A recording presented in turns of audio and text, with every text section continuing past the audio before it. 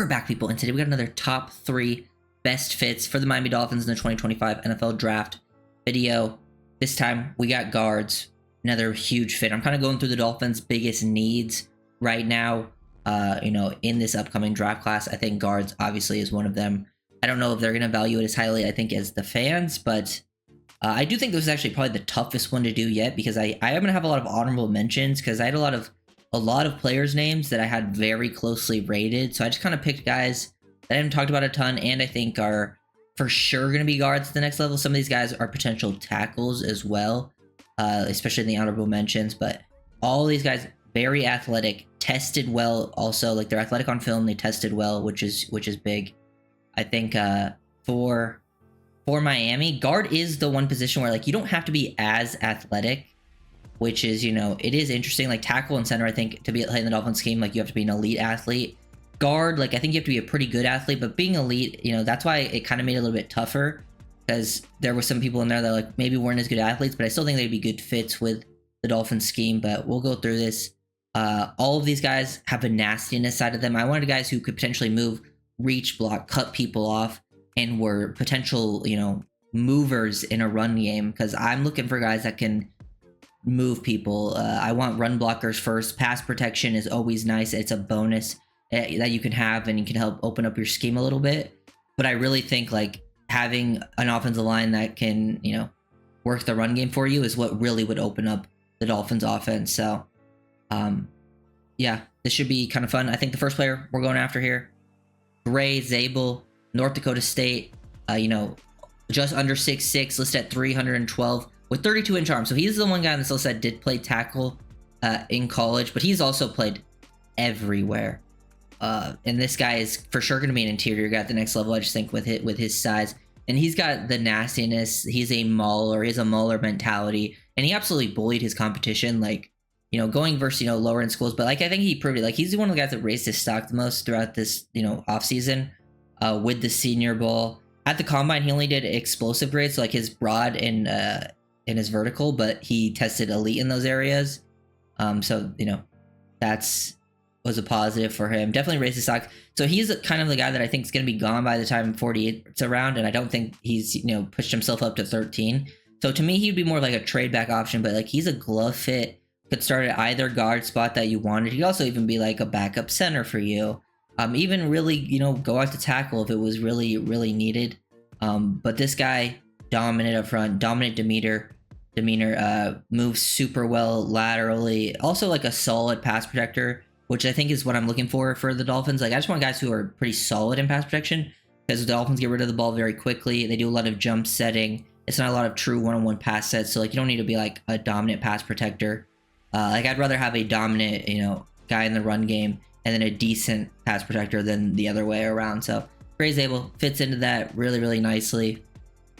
I've already made a film breakdown on him. If you guys haven't seen that, go check it out. If you want to see me go, like, super in depth on him with film and everything. This one was tough because I was trying to figure out because I'm trying to go, like, sort of, different tiers of offensive linemen down here. And I was trying to go for the first tier, but I've talked a lot about some of the other guys at the top. But I do think some of those guys are more, potential tackles as well. But in the Dolphins, they could play guard. And I think Zabel was one that I think would just be easy plug-and-play guard out of the top options.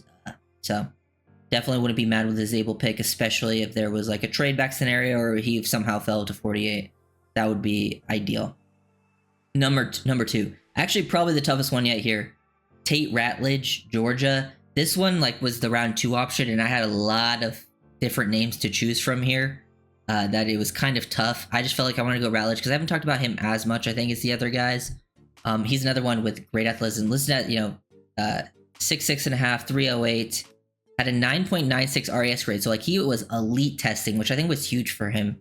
He did have some injuries last year that I think kind of slowed him down, but this guy has elite testing, super high football IQ, and plays with physicality in the run game, which is just what I'm looking for. If you're an athlete that's smart and plays with physicality, like, even if there's some times where I think there's sometimes he plays over aggressive, I think he can have better technique and pass protection at times. Those are all things that can be worked upon. So, like, he's a guy that I think would be an impact player right away for Miami. because he is very good in pass pro still, even though I think, you know, he can work on his technique. But I think he'd be immediate day 2 starter, meets all the like athletic profiles. And like when Dolphins draft early, this goes for like almost any position pretty much. Like you have to have a high relative athletic score. The Dolphins, at least in the McDaniel era, like their top picks have all been like above an 8. You know, so these guys all kind of fall under that category. I think once you get later in the draft, they're willing to, you know, sacrifice a little bit of it. But Ratledge definitely fits into that. He's another one that is just the athleticism and the physicality is hard to deny in the run game. He can work combo blocks. He can climb to the next level, takes good angles. He digs people out of holes, just moves people. Spent most of his career at right tackle. So like this would be interesting because I think Zabel would probably play left guard for you. And then Ratledge would probably play right guard. So that would kind of move James Daniels around depending. And I know people have their different preferences with Daniels because he has more experience at right guard. Putting him at left guard would put him next to Patrick Paul, which would allow him to play next to the rookie. And then, you know, so you wouldn't have 2 rookies playing on the same side if you do start a rookie, or, you know, and then Patrick Paul would be a second-year starter. So that's kind of that. And then my third one, probably my favorite option, actually the one that I think was the easiest for me out of the day 3 options, was Jackson Slater. I think Jackson Slater's easily my favorite like day 3 option at guard. He's from Sacramento State, listed at 6'3", 311. So he's a little bit shorter, which is fine. I think if you're playing guard, like I actually don't mind shorter guards because it allows them to play with a little more leverage. I actually think it helps them fit into your weight a little bit better. You don't play it strong. But this guy had 31 bench reps, so, you know, shows off some power there. Like doesn't have the greatest length, which is not, you know, which is why he's playing on the inside. Had elite testing with a 9.36 RAS. Very strong Senior Bowl, which I think is huge for him because, you know, when you're coming from Sac State, a school like that, you're playing against lower level competition. People are always going to have that question in your mind: can you play against higher level comp? And he dominated his lower level competition. But going against high level comp, he showed that he belonged there, which I think was huge for him. He's a very good run blocker. Like I'm looking for, very athletic. He can pull, do good work out in space, dig people out of gaps. He can reach block, cut people off, take good angles. He's just such a good scheme fit. I think out of those day 3 guys, he was clearly the one that I thought was like the easiest glove fit. Even potentially round 3 because the Dolphins round 3 pick super late. It's almost basically an early round 4 pick. I think that could even be a spot that he ends up going in this type of draft. He can mirror match in pass pro. He, you know, does enough there. Plays with a nasty demeanor. Definitely one of my favorite sort of fits in this class. When I think like as a player, he's not like where he kind of struggles sometimes is. It's just like a straight up like base blocker. Those like drive blocks. So like you're straight up just blocking someone 1-on-1. At least with the Dolphin system, you don't really have to do that a ton. At guard, you're just doing a lot of reach blocks, cutting people off. You know, sometimes working combos, which he can do.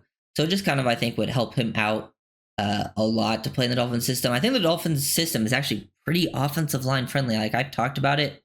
It's probably saved some careers. Like Austin Jackson looked horrible until McDaniel's system, and like he's turned his career around, at least like made him, you know, a salvageable player. Like he's someone that can at least do a good job for you in the running game. It made Brewer was seen as like a bust for the Titans. He came out and was a phenomenal center for you. Same thing with like Connor Williams. So like I think the Dolphins O-line system is actually pretty friendly. But you just got to find solid players, and I think they can take a jump, especially if their skill set fits the system. There's other names in this class, like I think Armand Bamboo, probably a great fit up top for you. Donovan Jackson, another great glove fit. Him going between Donovan Jackson and Gray Zabel, because I think they're going to go in similar ranges. It was tough to choose between them. I just went with Zabel because I think he's a little bit better of an athlete, and he's more like just a guard, while I think Jackson could also play tackle. Jonas Savaiinaea and Tate Ratledge were the ones I was deciding between. I just went Ratledge because I haven't talked about him as much in the videos, but they both could, I think, fit in Miami quite well. Both quality athletes. I think Ratledge is a better mover, but Savaiinaea has a little more of that size and physicality you could want. And I think the Dolphins are willing to, you know, take that, because if you look at Shanahan's systems, they've gone more and more with like bigger body guys at guard like throughout their years, while having still the super athletes at guard or at tackle and center. And I also threw Anthony Bell and name in the honorable mention. I think he would be a fun one because he has size, physicality, aggressiveness. Played mostly tackle at NC State, but I think he'd be a better guard at the next level, and he has a good enough movement skills, I think, to make it.